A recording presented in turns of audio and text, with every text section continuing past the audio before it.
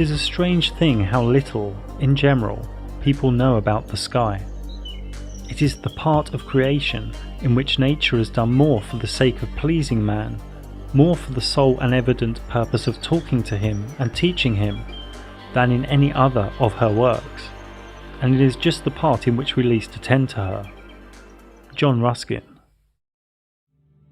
In this offering, I will share reality, perception, wonder, archetype, and hopefully a sprinkle of wisdom regarding the sky luminaries. Many are looking to the horizon, to the shape, to computer screens, to other land, to mental models, but not many are looking up at what is actually real and observable. Most notable in the Luminaries Mysterium is what we call the sun, an epic and enigmatic source of real cycles, real energy, and real wonder. There is nothing new under the sun. Truth is singular and eternal. The sun is a focal point of life-giving heat and light. Only a fool states they know what it is.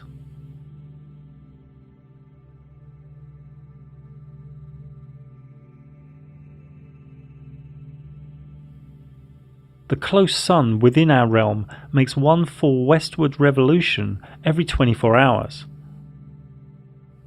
spiralling out and gradually faster to the Tropic of Capricorn on the winter solstice,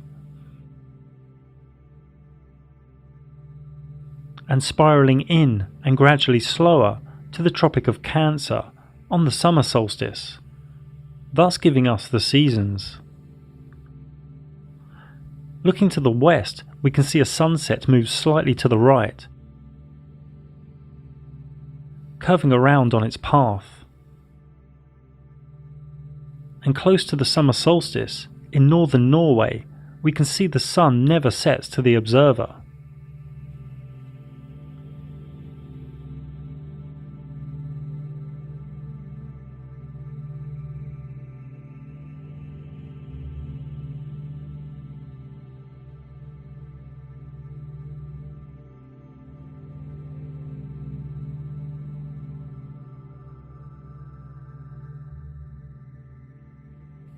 Here is another way to view the summer solstice.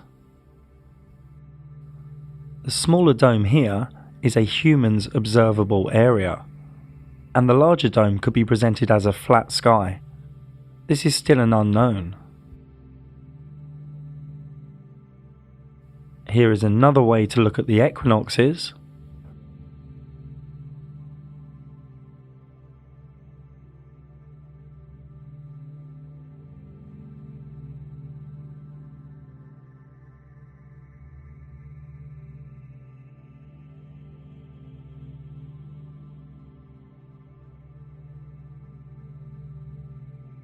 From Tenerife in June, the top is what the human eye observes, and below is what is really going on.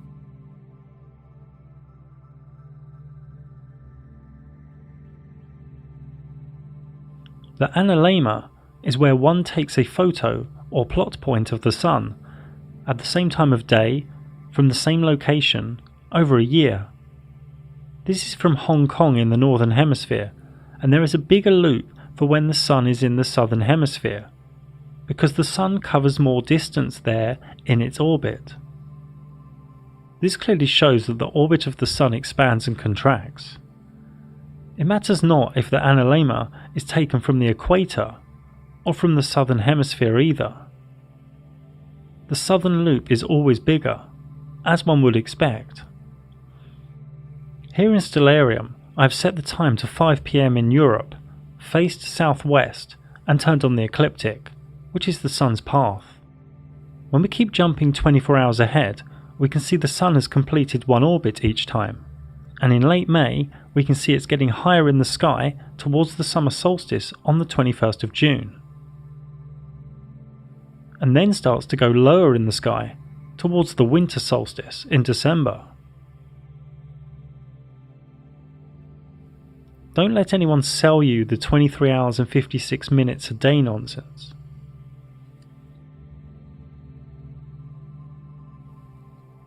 In real life, as it shows in Stellarium, we can see only a section of the night sky. When we move, our vanishing point also moves with us.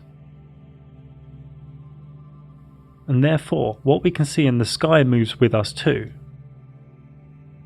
We know the sky appears to the eye as a dome, but this could be due to perspective. I mean, here it looks like the ground goes up and that the tracks go together, when we know these aren't true. The human eye's vanishing point shows us a visual reality that is not always objective. We simply have not unravelled the flat sky or dome mystery yet. This is all new. This awakening of true cosmology only made a comeback in 2014, the year I also first spoke out about it publicly. In many cases, we need to revel in the mystery and enjoy the mystery. The sun comes into the observer's vanishing point. This is known to most as a sunrise. The sun goes out of the observer's vanishing point. This is known to most as a sunset. If we go up in altitude, the sun comes back into one's field of view as the vanishing point has increased. When the sun sets in Japan, it's at its zenith in Madagascar, and also rising in Florida. Some ballpark trigonometry shows the sun is around 2,000 to 4,000 miles away.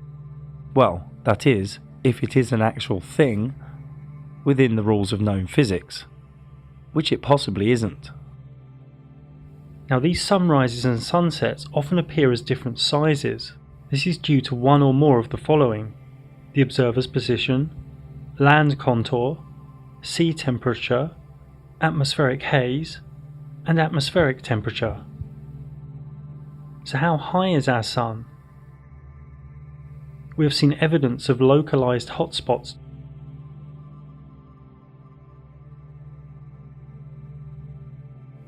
This blue sky layer is around 15 kilometers thick. Why it's blue, nobody really knows. Some say scattering, some say ionized gases, others say plasma. The truth is, it is also a part of the Luminaries Mysterium. This puppy isn't 93 million miles away. If you believe that, then you've had too much exposure to government scripture. I've even heard rumours that some lovers love each other so much that they have a child, and then they give the child away most of the week to centres that program them with government scripture. But that's all for another time. The sun doesn't have flares, but it does have sunspots. Nobody knows what these are or what creates them, but they do help us prove that the sun above oscillates, which appears to the observer as rotation.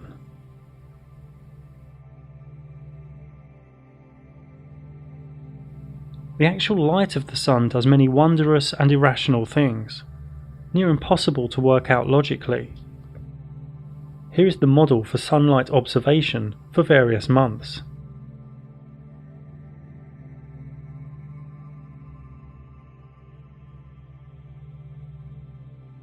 Actual sunlight at any one time is never the same for two different observers. Sunlight has evidence of curve, bend, bulge, mystery, beauty and wonder. The reasons are unknown, and that makes so many uncomfortable.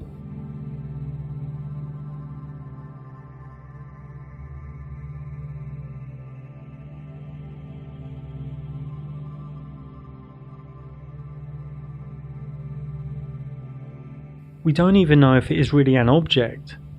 We do know it is a focal point of light and heat.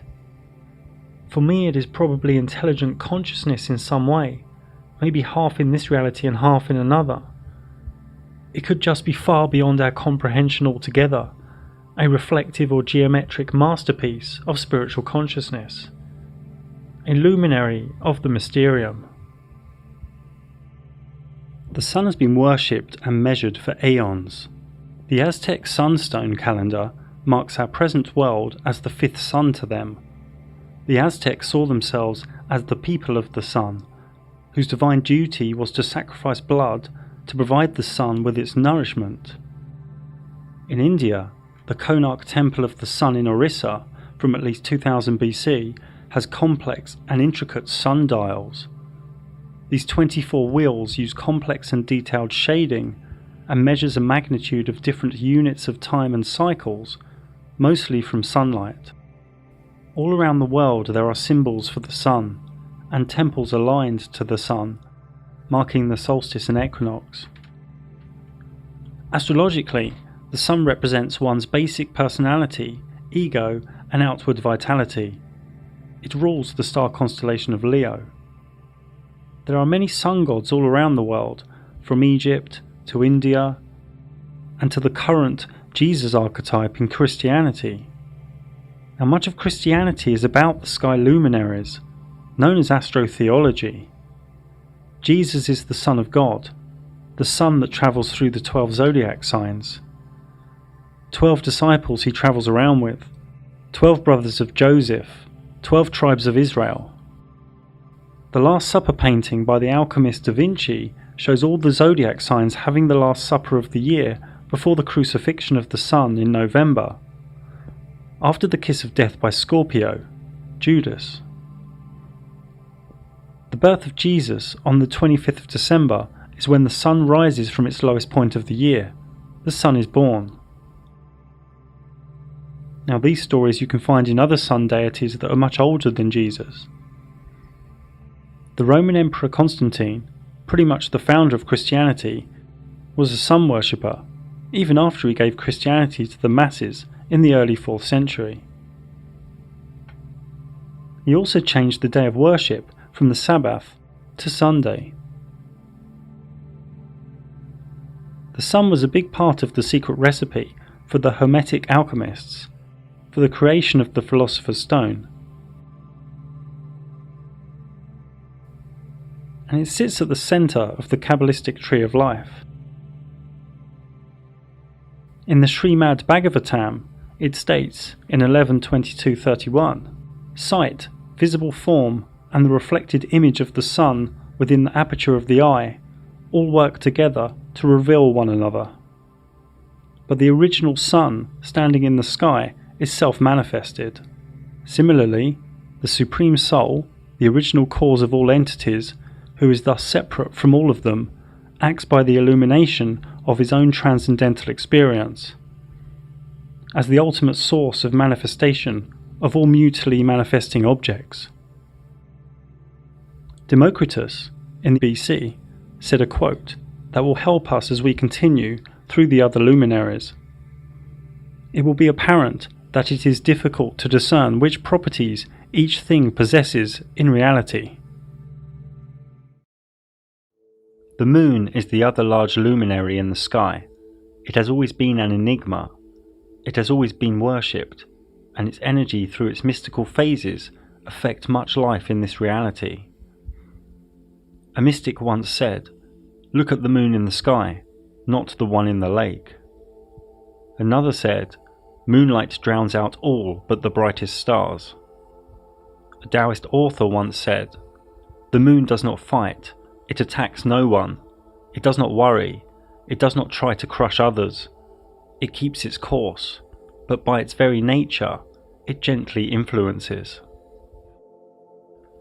The moon is the same size and distance as the sun, and follows close to the sun's path, the ecliptic. The moon takes about 24 hours and 51 minutes to complete a revolution above us, slower than the sun. The moon is always close to the ecliptic, within 5 degrees above or below. It also comes and goes, just like we saw with the sun. The moon crosses the sun's ecliptic approximately every 2 weeks. These crossings are known as lunar nodes. If it crosses the ecliptic at full moon, we have a lunar eclipse. If it crosses the ecliptic at new moon, we have a solar eclipse. Remember this for later. The moon takes an average of 29 days, 12 hours and 44 minutes to go through one lunar month, one lunar cycle. From new moon through waxing, full, waning, back to new moon. Because of this motion, the moon has a point in time each lunar month when it is closest to the Earth, perigee, and a point in time where it is farthest from the Earth, apogee. The Sun moves faster than the moon. The Sun catches up with it, creating a new moon, and then speeds ahead of it. More accurately here, we can see the lunar phases are caused by the relative geometry of the moon to the Sun in the flat Earth sky. These two luminaries are linked by what one could call pranic, magnetic electro, or chi energy. The first quarter moon is when it is half illuminated and occurs when the Sun and Moon are 90 degrees apart in the sky. At full moon, the moon is fully powered and fully illuminated when the Sun and Moon are 180 degrees apart in the sky. The moon self-luminates and self-deluminates. It powers up and powers down. There is evidence to suggest this geometric relationship creates the tides in the oceans too, as salt water is ionized and can react to magnetic electro. Another way of talking about the motion of these luminaries is to say the moon travels 14.5 degrees an hour and the Sun 15 degrees an hour. So the moon loses 12 degrees a day on the Sun. People are okay that the Sun is self-luminating, so people should also be okay that the moon is self-luminating too. A nice way to remember if the moon is waxing or waning is if it is like a letter C or D. A cat goes, waning, and a dog comes, waxing. These phases can be known far into the future due to the Sun and Moon's constant speeds. This works as a geometric clockwork, a calendar in the sky so to speak. Chinese, Thai, Hindu, Islam and Hebrew calendars still today are linked to the moon cycles, the lunar month. If one photographs the moon 51 minutes later on successive days, note due to the moon rising about 51 minutes later each day, over one lunar month it will trace out its own analemma. The moon can be seen above in the sky at the same time in distant places. Depending on where one is on a line of longitude, depends on what degree of rotation the moon will be. To a stationary observer, the moon also appears to rotate as it moves from east to west in the sky. This is only due to perspective. The moon is not actually rotating. It will appear to rotate one way until it is above one's head, and then the other way. Regardless of location, every human on Earth has only ever seen one face of the moon. Therefore it is rational that it appears to many human subconscious and conscious mind as spherical. In a waning phase, the closer the Sun gets to the moon, the more power, or self-illumination, the moon loses. And when the Sun is very close to the moon, it loses its power, it loses its self-illumination. The moon disappears. Some say we should really see a black silhouette. We don't though, we see nothing, and can pick up nothing with cameras or telescopes. It's just not there. This new moon really could be just that, a brand new moon, and we will layer up on this information later. Then a few days after new moon, at the waxing crescent phase, one can see the slither become illuminated, and the moon starts gaining its power again. Even at other times during the lunar cycle, we can very rarely see something appear to go through the moon, and in this footage it is unknown if this is a star, wandering star, or high altitude drone. At other times, the moon appears as though the blue sky is coming through the moon, but the moon is higher than the layer of blue sky. So is the moon semi-transparent here? Is the moon not totally there in these instances? When the moon is half illuminated, is the other half there or not? Again, the Luminaries Mysterium has not given us a clear and rational answer as yet. We don't know. We have to continue to revel in the mystery. We don't know what the moon is.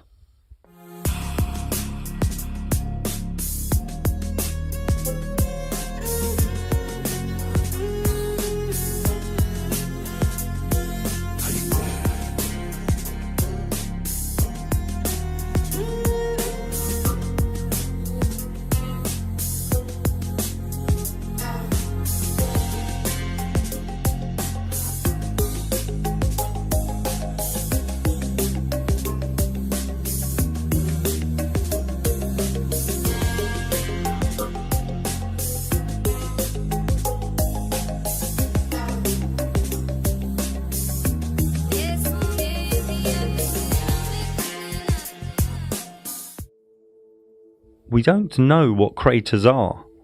In truth, they are just different shades of light and dark. Worth noting though, that in the electric universe community, laboratory experiments using electric arcs by plasma physicist C.J. Ransom created craters. Is the mainstream story for the 22-degree halos another wild myth? It's almost as if the moon and sun are piercing into this reality, or piercing into a layer in our sky. Both look like spheres to our subconscious, but simply this cannot be so. The moon gives us energy for sure, but whether it is a projection, an actual object, or even an old malfunctioning sun, we don't know. The word eclipse comes from a Greek word meaning abandonment. Quite literally, an eclipse was seen as the sun on a solar eclipse and moon on a lunar eclipse, abandoning Earth. The lunar eclipse is only possible exactly on a full moon, when the sun and moon are directly opposite, and also when the moon is at the crossing point of the ecliptic, at the lunar node, when H1 and H2 in the image are at the same altitude. This is all akin to a super tight and accurate astrological aspect of opposition.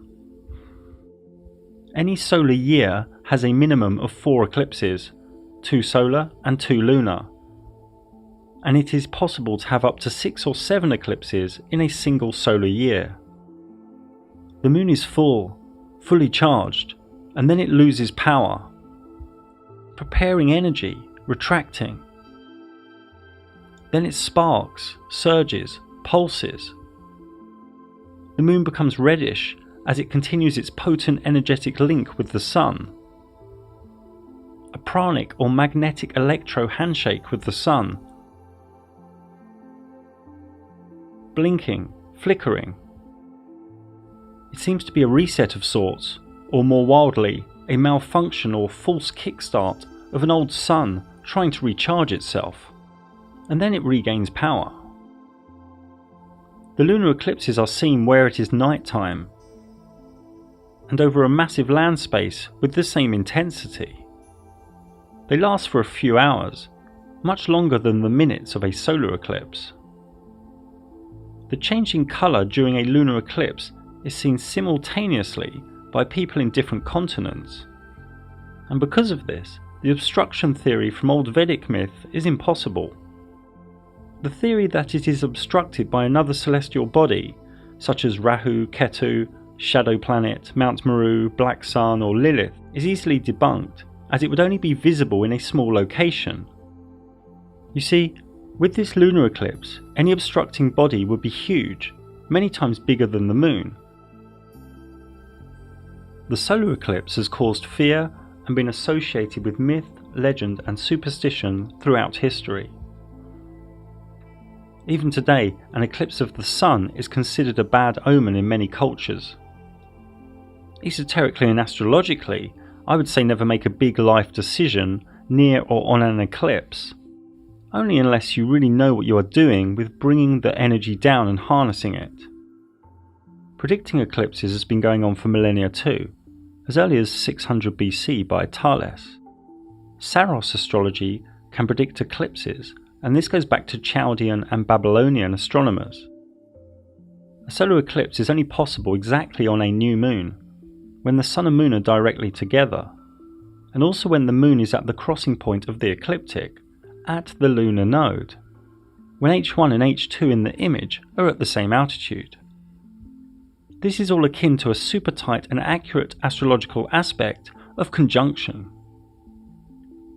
Now, many strange humans think there is 93 million miles between these two luminaries, and one is 400 times bigger. This is where the moon is. It cannot be anywhere else. But as we saw earlier, the moon is transparent, stroke disappeared, at this time. We believe the moon is passing over the sun. It should be. But looking at these filtered images, nothing is there. It matters not what one does with telescope or imagery software, one cannot find a trace of the moon.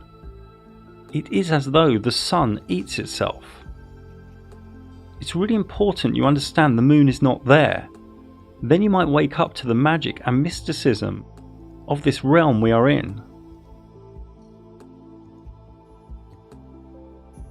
Totality during a full solar eclipse can only be seen from a very small area on Earth.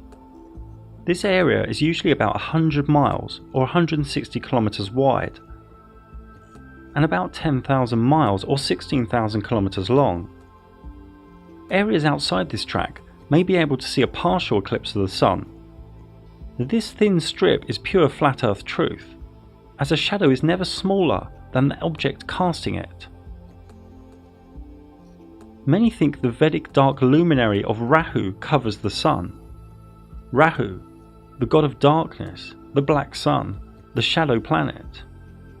This cannot be true, as the total solar eclipse lasts for only a few minutes at any given place. Objectively, all we know is the sun appears to eat itself due to the pranic handshake. A resetting, a new sun cycle, a refreshed sun. The Vedic myths of Rahu and Ketu are simply archetypes of the lunar nodes, and their myths are spoke of at length in my free moon ebook. There are three types of solar eclipse: partial, annular, and total. The difference between a total and annular eclipse helps to confirm that the moon moves closer and farther from us, perigee and apogee. I wrote a thesis in the moon book about whether the moon could be an old malfunctioning sun. Let go of old notions and listen to the logic. The moon is the same size and altitude as the sun. The moon travels in almost the same trajectory as the sun. The moon is a little slower than the sun. The moon's power and charge is directly linked by its geometry to the sun. Both affect plants and animals and all life on Earth. Both have evidence of being magnetic electro in their nature. There are many ancient myths as to which sun we are in. For example, Aztecs say we are in the fifth sun, and my free moon book contains many other supporting myth, legend and pantheon. The moon is awash with mystique, myth, superstition and esoterica. The new moon is like a start of a wave, the start of new intentions. The full moon is like the crashing of the wave, and the waning moon is like the decay of a wave retreating. A healthy woman in her power has her menstrual cycle during or near full moon or new moon. It is more beneficial esoterically to fast or cleanse the days before a new moon. At full moon, the pineal gland opens more and the spiritual veil is thinner, so to speak. Most humans have dense energy and live in the five senses and personality matrix, and are disconnected from the moon's energetic cycles. The moon phases also affect the planting of crops and plants, and many other things. In astrological terms, the moon is one's soul, emotions, moods, and subconscious, and is home in the sign of Cancer, which links to feelings, trust, intuition, nurture, and mothering. The moon has over 100 deities from all around the world, dating back millennia. These cover moon worship, adoration or veneration of the moon, a deity in the moon, fertility, or a personification or symbol of the moon. Most notably Diana with the Romans, and the earlier Greek Selene, Artemis, Hecate triad. Some even say Islam and Allah came from a lunar cult, from pre-Islamic Arabic myth. In Hermetic alchemy, the sun and moon need to be reconciled within the self. The inner male and female, logic and emotion, communication and feeling, all united in perfect balance before the elixir can be achieved. The moon is the violet ninth Sephiroth in Kabbalah, and is linked to initiation and many other things. In ancient Arabia, the moon's path through the 12 zodiac signs over a lunar year was split into 28 lunar mansions, with each one ruled by a spirit that could be invoked. Talismans and amulets were used within this system too. No matter which mansion, benevolent magic was done on waxing moon and malevolent during waning. This system was popular in the Renaissance period in Europe, and one can still find it in use to this very day. Her charms are for sure a mystery unto herself. The word planet comes from the Greek word planetos, meaning wandering star. The wandering stars are 8 specific luminaries in the sky. From the left in the image, Mercury, Venus, Mars, Jupiter, Saturn, and the dimmer and slower Uranus, Neptune and Pluto. The wandering stars are rays of energy, and they represent certain ideas and archetypes that all ideas and archetypes root back to. A conception of the universe, inside you too. The macrocosm in the microcosm in the macrocosm, as above so below. Each of the wandering stars are linked to certain symbols, myth and deity, as we will soon see. This ancient geocentric model was actually pretty close to the truth, and lasted for over 1,000 years before the elite smashed it up. The error here is that each of the wandering stars are actually all quite close to the ecliptic. Each are probable to be a similar distance from the Earth, but correctly here, some are faster than others. Note too that each wandering star has a unique brightness and colour. Another crude way to aesthetically show the wandering stars is here, all close to the ecliptic. Note though that the speeds here are not correct. Each of the wandering stars has its own retrograde motion. Retrograde is a term used to describe the phenomenon of each wandering star stopping and then reversing direction in the flat Earth sky, before continuing forwards again. A famous aesthetic depiction of the wandering stars was from the model from Ptolemy, who died in 160 AD. His model, mocked today by the masses, was actually quite close to what is.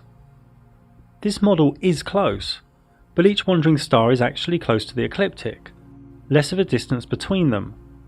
Therefore these bigger circles and orbits and gaps are not correct. Also, it is not certain if the retrograde motions are doing a loop in altitude, or simply going into retrograde at the same altitude. I cannot repeat enough that each wandering star has a unique motion stroke cycle that is independent from all other sky luminaries. These motions, no matter how they are depicted, always present harmonic geometry. We will go into this a little more later. One could do hours on each of the wandering stars. I aim to share a few minutes regarding each of their motions, characteristics and archetypal energy, the core force of prana from each. Mercury comes from the Latin of miércoles. It has an English translation meaning Wednesday. Mercury rules Wednesdays. Mercury is not what the elite want you to think it is, a rotating spherical rock 50 million miles away, has mind controlled the masses. The adjectives that come to my mind are divine, geometric, fractal, interdimensional and conscious. Mercury always travels close to the Sun, and due to this it is the most difficult to see with the naked eye. Here I've turned off sunlight stroke daylight so we can move forward 24 hours a click and see its motion forwards, retrograde, then back to the same point again. Its repeating cycle taking 88 days to complete. If we look at any astrological chart depiction, all luminaries revolve around the flat Earth in the middle, all close together at the ecliptic. The Moon may be appearing to move quickly here, but is actually going slower than the Sun, so it falls behind every 24 hours. Mercury stays close to the Sun, passing it, then retrograding behind it. Does Mercury orbit the Sun? Is this a loop, like Ptolemy thought? We don't really know for sure, but it is probable at least sometimes due to Mercury sometimes not passing behind the Sun, but passing in front of the Sun, 13 or 14 times per century, known as the Mercury transit. Now one needs special filters to witness this, and it helps prove just how small the wandering stars are. The next Mercury transit is in November 2019, then in 2032. This event lasts about 6 hours or so. So usually Mercury passes behind the Sun, or does it do something similar to the Moon and disappear when close to the Sun? Who's to say it hasn't disappeared when in front, and the black circle is due to some magnetic electro or pranic handshake, akin to a solar eclipse? It is said that Mercury has phases, just like the Moon, a long 88-day cycle to complete the phases. This graphic is crude. I'm again not saying it loops, and this could be drawn as a straight line or an ellipse or a circle, but it shows, like the Moon, the side closest to the Sun is self-luminated. That the 26% phase on the left is bigger than the 51% phase next to it. If these images are trustworthy, this would suggest a looping higher in altitude during retrograde. Mercury astrologically signifies mind, learning, communication, thoughts, logic, reason and knowledge. It rules the constellation of Virgo, Earth, the energy of intellectualism, rationale and practicality, the orderly and helpful ray of service that overconforms. It also rules the constellation of Gemini, Air, the energy of information, intelligence, change, talking, being social, spontaneous, fickleness and indecision. Mercury retrograde is feared more than other retrogrades of other wandering stars. In retrograde, the power and force of the ray of energy is weakened. It's gone back on itself.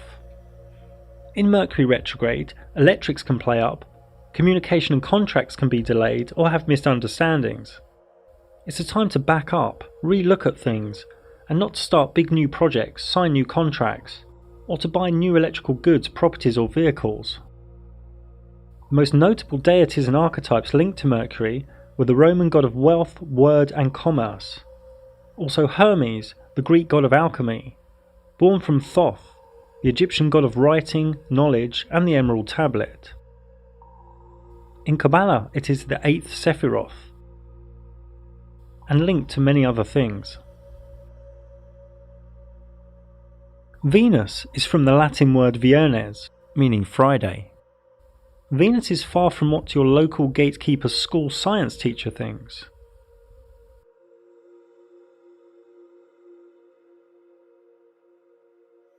Here we can see the Sun and Moon, Mercury in orange and Venus in small white. Like Mercury, Venus always travels close to the Sun, but is slower and travels further away from the Sun than Mercury, in a slower cycle, ensuring Venus to be the morning star before the Sun, or the evening star after the Sun. This Venus cycle takes 225 days. To the naked eye, Venus doesn't appear to twinkle, but instead glows with a bright and steady silvery light, making her the second brightest light in the night sky, after the Moon. Out of the wandering stars, it is only Venus and Mercury that have phases. So Venus also appears to get smaller and bigger, so again, it either has an apogee and perigee, or it simply gets smaller and bigger where it is, at the same altitude. Here we can see some esoteric labels for Venus' different phases, known as its underworld cycle. Its descent from the evening star to its birth as the morning star. Again, this doesn't have to be drawn as a loop or orbit of the Sun, it could be a straight line. Her full synodic cycle, from inferior conjunction to inferior conjunction, takes near 584 days, or about 1.6 years. This is due to the interaction of Venus's 225-day cycle with the 365-day solar cycle. Now Venus, whether it loops around the Sun or not, when it conjuncts with the Sun, it creates these 5 points. And these 5 points are in perfect geometry above us. This is known as the Dance of Venus. and these 5 points make the perfect pentagram. Fractals in the sky. This was all known to the mystics of the Renaissance period. This is the current Venus cycle within its current dance. Venus also creates geometric patterns with Mercury, all from a random Big Bang, they tell your children, via their worldwide mind control program. Venus is the only other wandering star, as well as Mercury, that sometimes appears to pass in front of the Sun. Like Mercury, we don't really know if it is in front of the Sun, or in the Sun, or if it disappears like the Moon due to some pranic handshake. A Venus transit is more rare though. This reoccurrence pattern of 8 plus 105.5 plus 8 plus 121.5 years repeats itself in the catalogue of Venus transits. An example of this pattern is in the transits of 1874, 1882, then 2004 and 2012. Note that Venus appears larger than Mercury when transiting the Sun. Now if one takes a photo from the same location every 24 hours, over 113 years, one sees another dance between the Sun and Venus. One gets an analemma.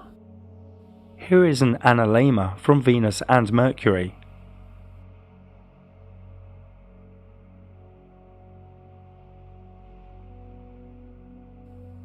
It can be argued that both orbit the Sun.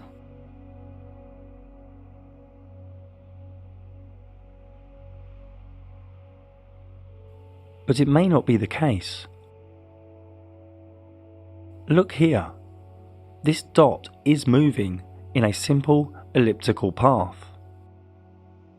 But if other dots are added, it appears to now go vertical. Vertical up and down, but side to side. It is only elliptical when presented alone, so don't jump to conclusions with Venus and Mercury.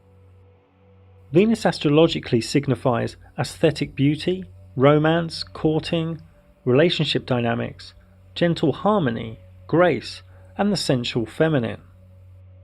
It rules the constellation of Libra, air, the energy of balance, harmony, the lover, analysis, and strong mind. It also rules the constellation of Taurus, earth, the energy of nature, luxury, possessions, and grounded endurance. Venus retrograde is not really the time to start new big relationships or to get married.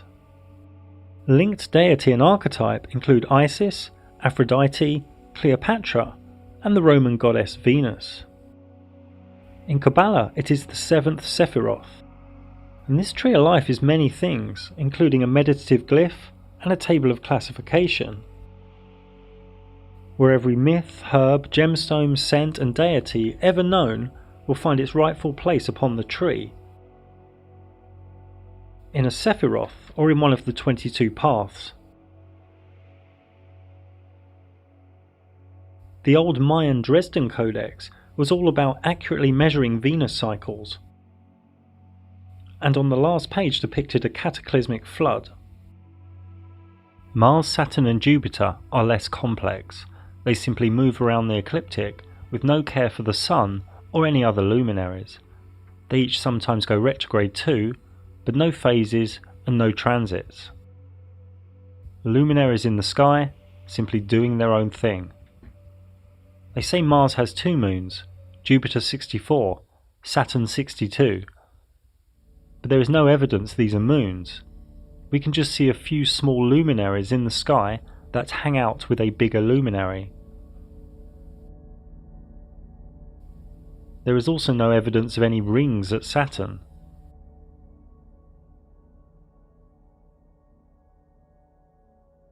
This animation you should understand more now. Venus, Mars, Saturn and Jupiter have been added and are moving 72 hours a click. Mars takes 687 days to complete its cycle. Jupiter takes 12 years and Saturn takes 29 years. If you don't understand this animation fully, don't worry, we will layer up more later. Again, due to their retrograde motions, many geometric patterns can be found between these wandering stars. Mars rules Scorpio and Aries, and is the energy of the daring warrior, strength, action, destruction, the male principle. It's linked to gods of war. Jupiter rules Sagittarius and Pisces. It is the energy of expansion, journeys, faith, wealth, mercy and fortune, and is linked to deities of justice and kings. Saturn rules Capricorn and Aquarius. It is the energy of restriction, limiting, discipline, solitude, structure. It is linked to deities that reap. Many people freak out due to the archetype of Saturn that eats children. This is really just to show that it is slow and returns when one is no longer a child. But for sure, the current elite do like to munch on a child sandwich when they get together. In Kabbalah, Mars is the 5th, Jupiter the 4th, and Saturn the 3rd Sephiroth. And again, each force of energy has many attributes in the Kabbalistic tables of correspondence.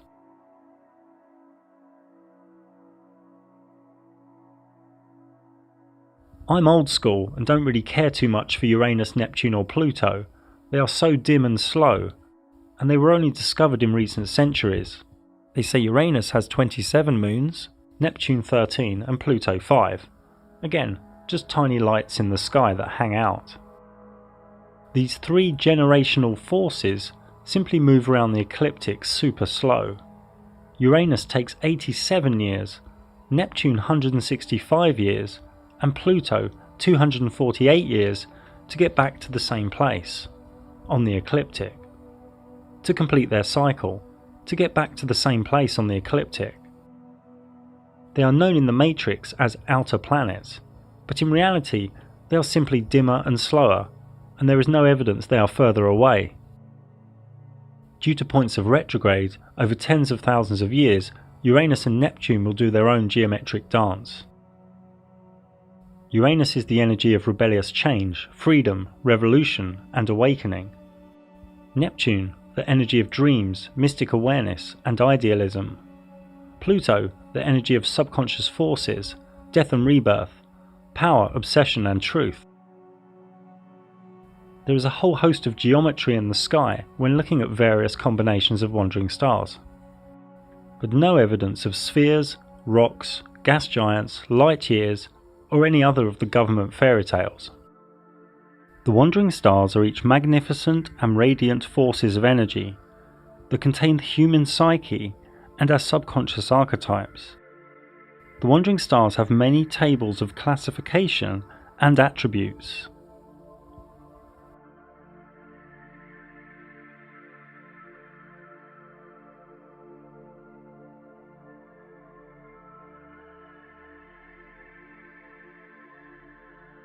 They also link to the days of the week, and this star shows the order too.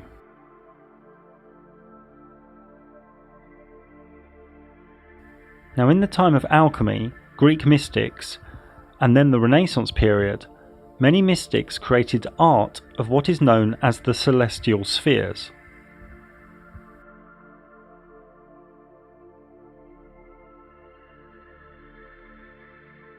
This isn't calling any wandering star a sphere, or showing their distance, or physical order. These show the levels of vibration, the levels of frequency, from a spiritual perspective.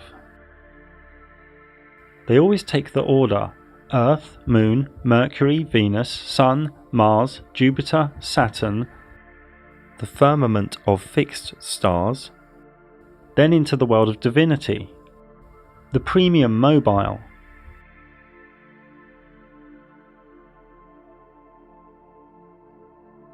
paradise, infinity. Many allude to the idea a council of gods reside here, each from one of the celestial spheres, each of the wandering stars.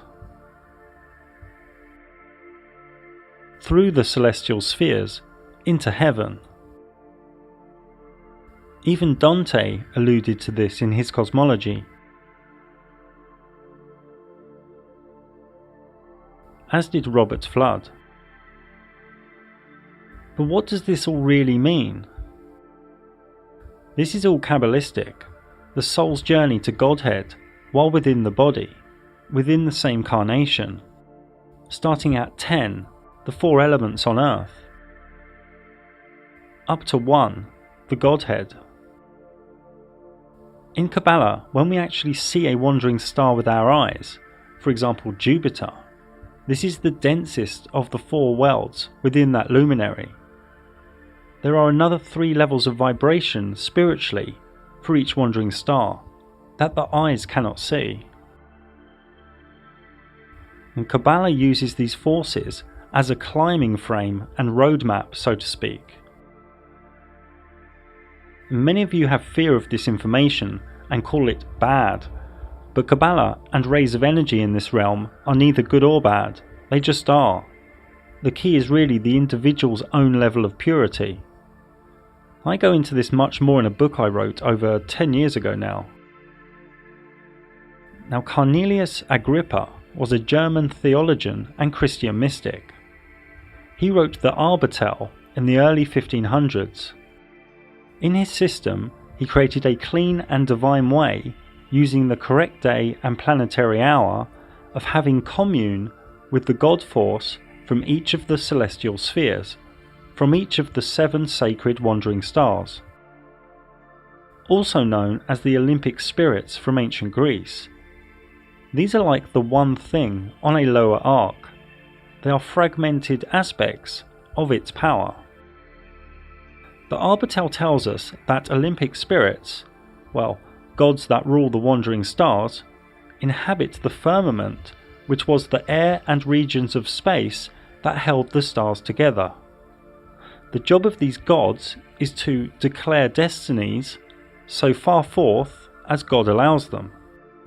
The gig here is not to worship the Olympic spirits, but to balance them in oneself and then move on to attain a unity with the God who expresses itself through these 7 rays. In the great book Corpus Hermeticum, it states in the book of the Sacred Sermon, "And the gods were seen in their ideas of the stars, with all their signs, and the stars were numbered, with gods in them."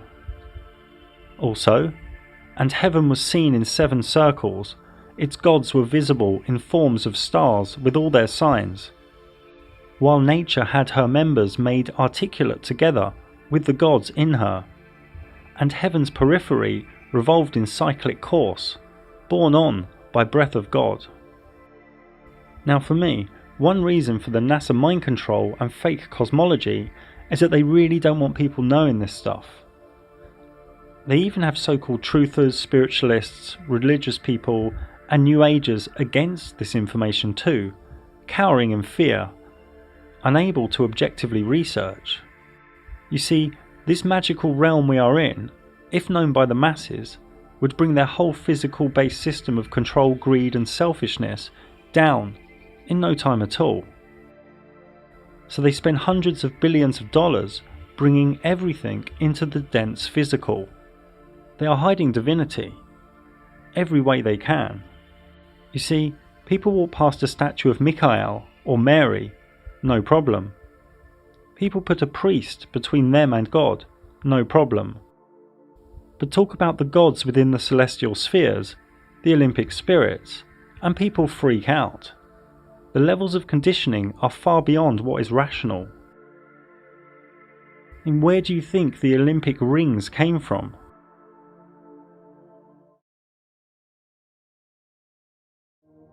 The blanket of fixed stars all move in unison, as one, with next to no evidence of any parallax.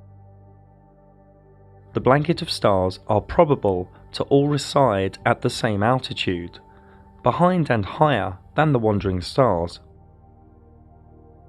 and probable to be somewhere between 3,000 and 4,000 miles away from Earth. There are under 10,000 stars visible to the naked human eye, and because of the human eye's vanishing point, one can only see less than half of those from where one stands. Before we look at the blanket of stars' speed, motions, patterns and mystery, Let us look closely at what they could be. What are the stars?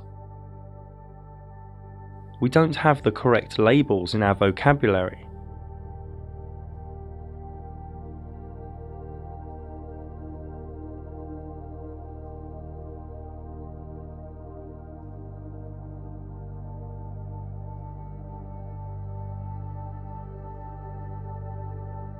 The words that arise for me are geometric, intelligent, fractal, divine, holographic, interdimensional.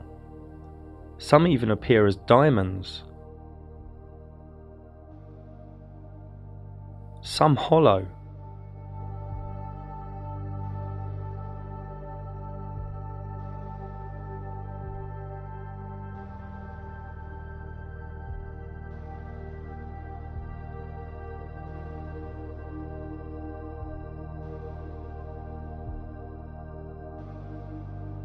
Is water involved? Is sololuminescence involved, where high-frequency sound waves in liquid cause a bubble to implode into light? Are cymatics involved?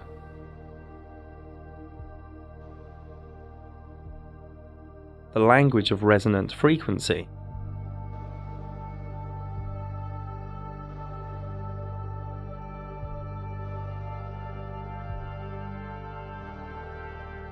Some even think stars in this reality are technical and related to these metal balls that are said to fall to Earth. If one zooms past a star and then increases the brightness, it can appear to the eye like the star is indented into the firmament. This is 160 times zoom, at sunset, with clear visibility. We just don't know. The Luminaries Mysterium cloaks its secrets from us.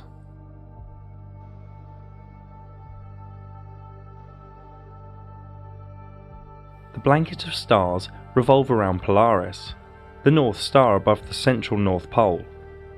With time-lapse we can see this, day after day, rolling out the lie of four motions. To find Polaris in the northern sky, just look for Ursa Minor or Ursa Major. From Chicago we look north and we see the stars rotate around Polaris, and from Paris.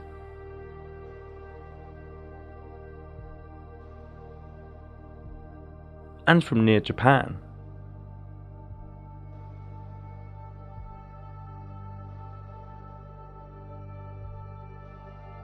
This is from southern Spain.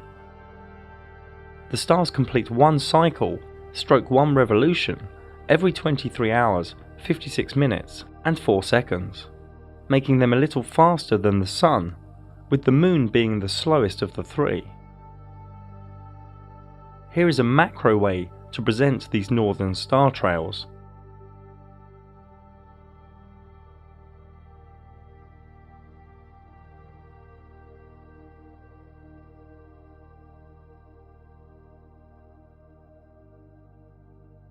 To get a good idea of the motion of stars, we need to look in different directions. Here is from Arizona, in southern USA, looking west,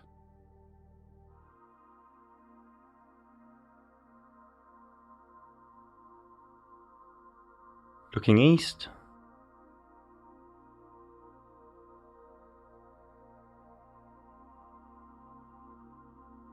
looking north,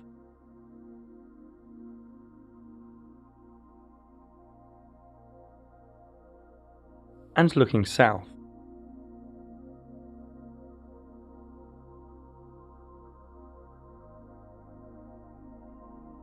There is a ring of 12 star constellations behind the ecliptic, known as the signs of the zodiac. This is the same even if one is in Chicago, North Mexico,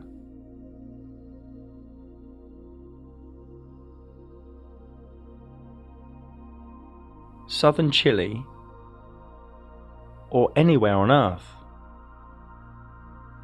So if one splits the circular 360-degree ecliptic up into 12, one gets 12 times 30 degrees, each being a sign of the zodiac, which all takes 23 hours, 56 minutes and 4 seconds to revolve above us. These constellations appear upside down to people in the southern areas of Earth, for the simple reasons shown here. As the stars take 23 hours, 56 minutes, 4 seconds to revolve, and the Sun takes 24 hours to revolve, every 30 days or so, the Sun enters a new sign of the zodiac, and then will spend around 30 days there until the zodiac has overtaken the Sun again. This can be seen here too, with the zodiac being the outer thin ring of 12 signs. First we will move 2 hours forward a click.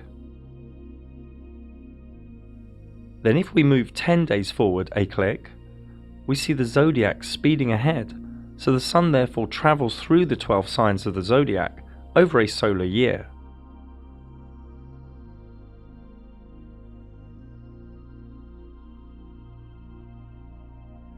Due to us knowing all of the main speeds in the sky now, here is the approximate time each luminary spends within each of the 12 signs of the zodiac. We will come back to the zodiac again soon. Many naturally think, whether under a dome or a flat sky, that all the stars move in unison the same way, but this isn't so.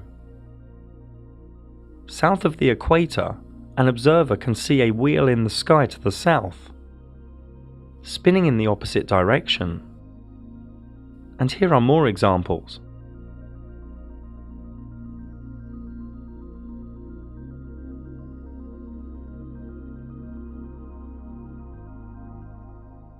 So to get our bearings, let's look from one location.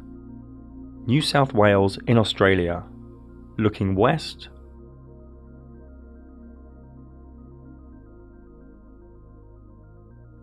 looking east,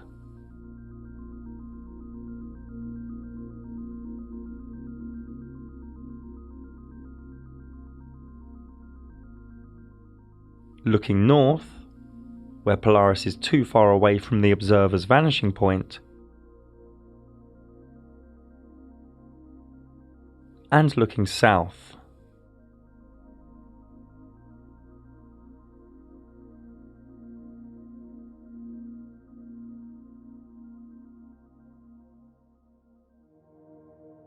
So this wheel at the south is interesting for 2 reasons. One, it creates a fractal if caught on time-lapse photography at different intervals, a bit like this.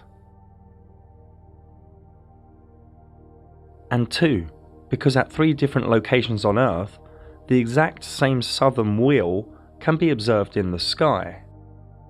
Again, this could be under a dome or a flat sky, but having the same 3 wheels in the southern sky is still currently fully unexplained, using the logic we know thus far within this realm.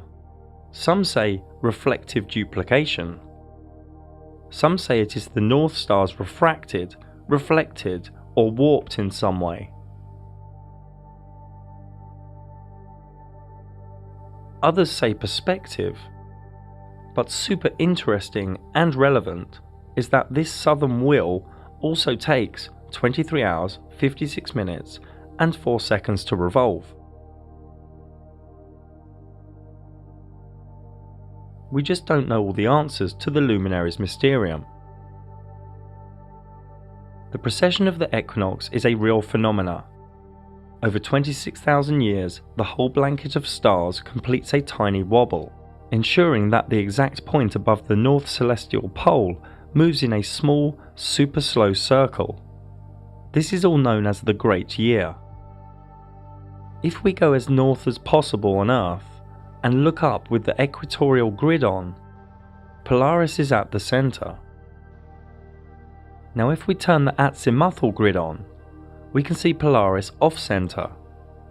And if we change the year by 2,000 year chunks, the whole blanket of stars moves ever so slightly.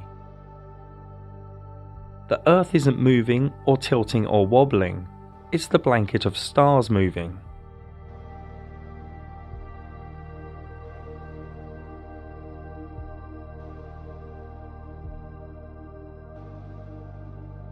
This movement in the sky is very slow, 1 degree every 72 years, so 360 degrees, a full revolution, every 26,000 years. The motion of the stars is like this. The zodiac signs move in one direction on the ecliptic, but the wobble is in reverse, hence the words precession of the equinox. So recently, from the age of Taurus, through to Aries, through to the current age of Pisces, and soon into the age of Aquarius. On every spring equinox, the sunrise to the east has the current age behind it, and we are coming out of Pisces into Aquarius. And due to the 1 degree wobble every 72 years, every 2,160 years or so, humanity enters a new age. Here is the equinox sunrise for the year 4178, deep into the age of Aquarius. So the sun goes slowly through all 12 signs in reverse on the spring equinoxes, before completing the great year, the precession of the equinox. This new age of Aquarius is arriving within the next 200 years or so. Aquarius is open-minded, inventive, intellectual, reformative, and adventurous. It is also unpredictable, defiant, unemotional, and rebellious. It focuses more on the group than the singular. The current system in illusory Pisces is already in its dying days before this new age ushers in. Moving on, the astrolabe is a beautiful and intelligent device, and can be traced back to around 200 BC. It has many uses, such as the sun's path and the time of day. It's made up of 4 plates and a ruler, and together each part has specific uses for measuring, observing, and calculating. The device can be used for star locations, cardinal directions, wandering star positions, sunrise and sunset, eclipses, and so much more. And this still works today. No CGI and no Wi-Fi needed. Another device, the planisphere, can be traced back to the 1500s. This can display the visible stars in the sky for any time and date. And this still works as was designed. No 5G required. Both the astrolabe and the planisphere were totally designed within and for the Flat Earth Luminaries Mysterium. The zodiac is a wealth of energy, wisdom, archetype, and meaning. Nobody knows who first grouped the 12 constellations on the ecliptic, but it is ancient, received from a higher state of consciousness, pre-flood for sure. Each sign has been anthropomorphized as figures, animals, and archetypes. Each sign has been studied and wondered over by mystics, astrologers, healers, and artists. The zodiac splits up the 12 months, 4 seasons, solstices, and equinoxes. Each star in the sky gives us energy, and why would you not believe that? The luminaries of the sun, moon, and wandering stars give us energy, and each star also gives us energy. Therefore, groups and clusters of stars also give us energy as collectives. Each sign has its own energy signature, its own archetypes. The sign motivates any wandering star within it, and asks the wandering star what is it seeking. Each zodiac sign is within one of 4 elements, one of 3 quadruplicities, and also a gender. As we already know, The wandering stars travel through the signs at different speeds and durations, and each sign has a ruling wandering star, and also a wandering star that when within it is in its exaltation, detriment, or fall.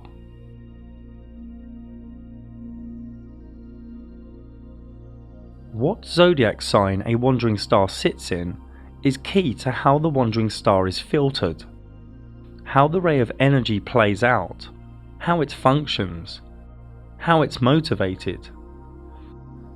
And each combination of wandering star and sign is vastly different.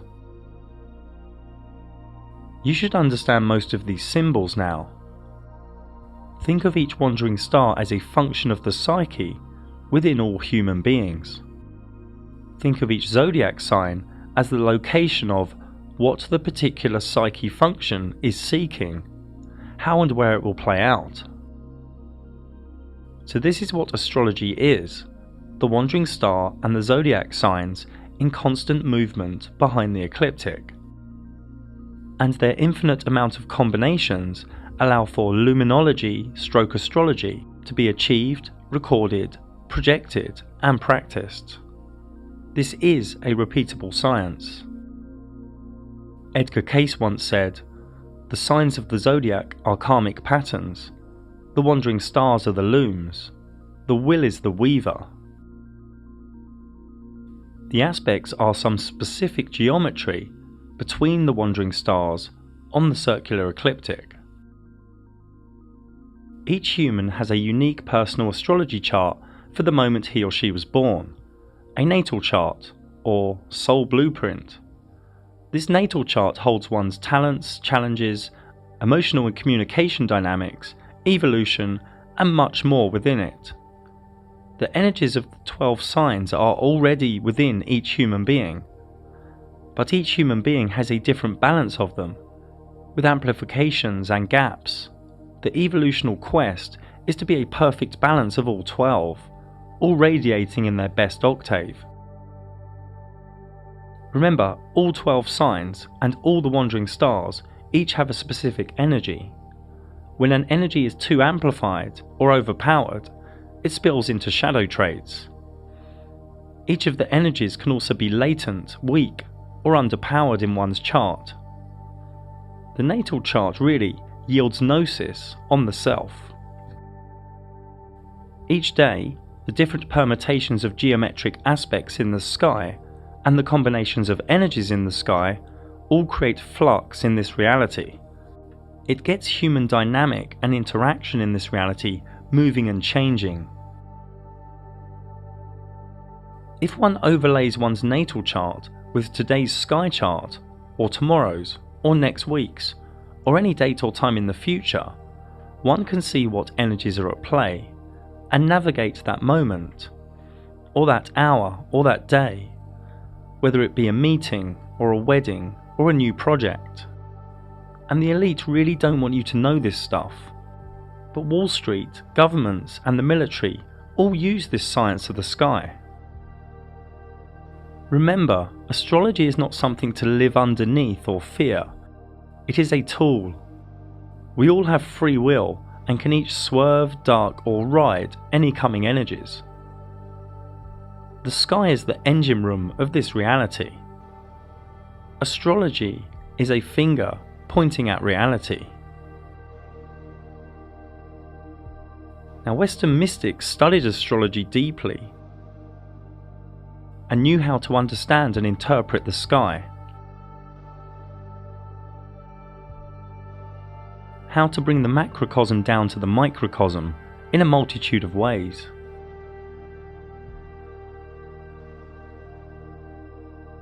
Many self-initiatic mystery schools had an experience where, in a vivid dream or altered state, all the stars would fall into the person at once, and the initiate would wake up with a jolt, at a higher vibration, changed.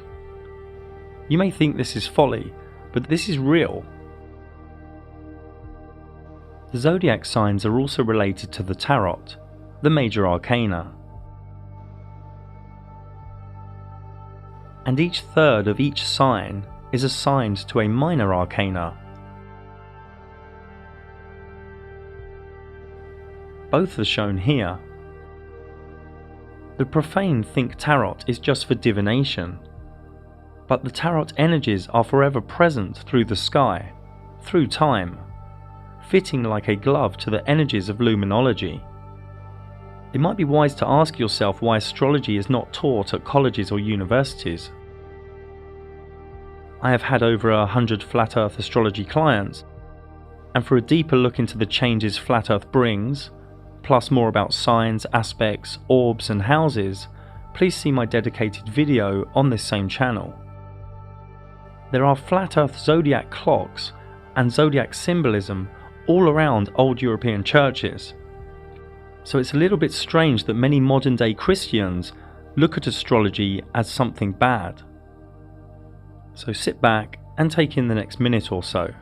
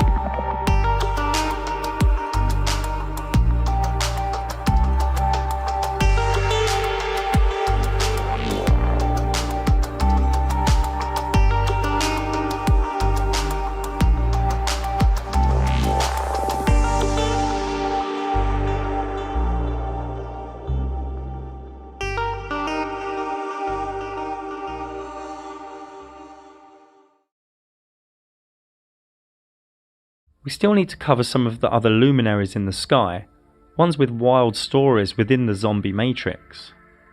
The idea of galaxies is deranged, just a luminary of cloudiness in the sky. This is what they call Andromeda. The idea of a black hole is idiotic, just a luminary that pulses in the sky. The idea of nebulas is demented, just shaped light in the sky. The elite tell you it is an interstellar cloud of dust, hydrogen, helium and other ionized gases, that the Orion Nebula is 1,300 light years away and 12 light years in radius. I mean, tell a tall story or what? I mean, this elite are smart, but also very psychotic. This is the Heart and Soul Nebula.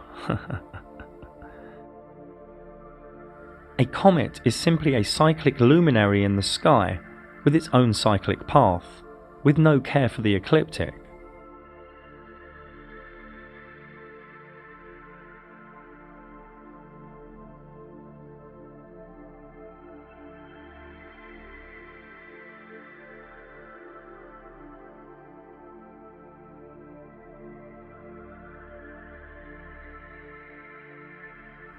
Shooting stars are simply lights that wisp across the sky, appearing randomly, but often at synchronistic moments.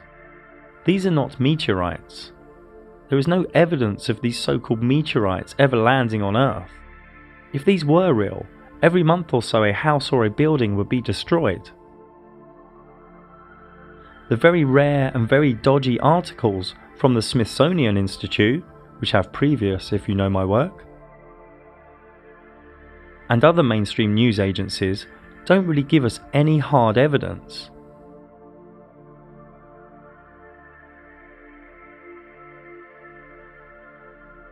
These scorched rocks do exist though, but obviously they do not come from the fairy tale that is outer space. This is supposed to be the biggest meteorite on Earth. No crater nearby, no witnesses. Now, to diverse just a little bit, giant craters probably were created from sinkholes or from some ancient technology. We don't really know. But we do know that a lump of rock didn't land and then just vaporize on impact. And we know that a fireball making a big dent in the ground isn't really rational. More on the cover-up of meteorites and craters is in my Edge documentary. Now, meteor showers are just cyclic, wispy luminaries that come in groups. The Perseids shower every August is the brightest. The dense and cloudy area of stars in the sky is known as the Milky Way. This is not really what this was called.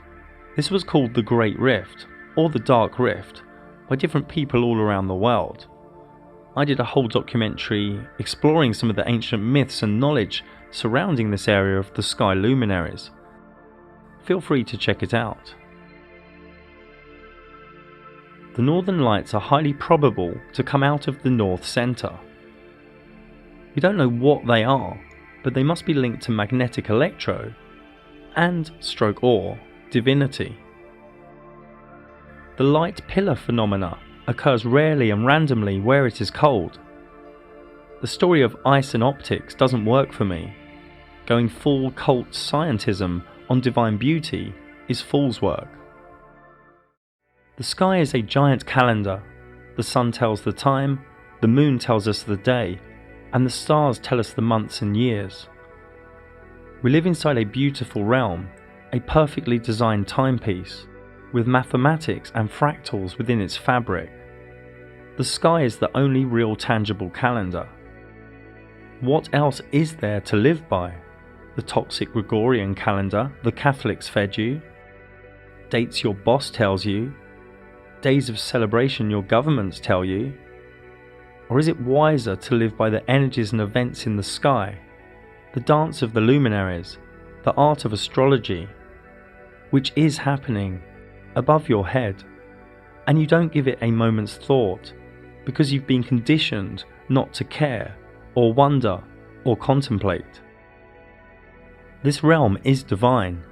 It is created by higher consciousness, a higher power. The luminaries' dance of geometry allows the one thing to weave energy into this dimension through rays of energy. A subtle and gentle communication to our minds and souls, forever changing the permutations, creating a foundation of flux for this realm we are in, a realm of divine fractals hidden from our consciousness, so beautiful yet so subtle. The elite hide the truth of the luminaries as they are trying to limit the whole human experience to the physical. The physical is only a base, it's not the real thing. They want you pushed into the Sephiroth of Malkut, as a materialistic conforming drone. But we are both visible and invisible. We need to honour the totality, not just what we can touch. Da Vinci said, there are three types of people: those who see when shown, and those that don't see. And one starts to see only when one starts deprogramming. And it's not an easy ride, but it does get easier. This is the work of the modern day warriors, deprogramming. We don't know our cosmology, but we do know we are in a magical realm of divinity. Are you just coming from the mind to know the sky, or are you reveling in the energies and the invisible wonders of the Luminaries Mysterium? The Luminaries Mysterium is a key out of the Matrix, out of the cult-like scientism religion, but you have to embrace the sky's truth. Love the sky, a beautiful gift from our Creator. Many of you are trying to rationalize a divine mysterium, and one's life here is full of questions, but only fools are full of answers. Srimad Bhagavatam 2.637. And because all of us are bewildered by the illusory external energy of the Supreme Lord, we can see only this manifested cosmos according to our individual ability. Corpus Hermeticum, the secret sermon on the mountain. For I will sing the praise of him who founded all, who fixed the earth and hung up heaven.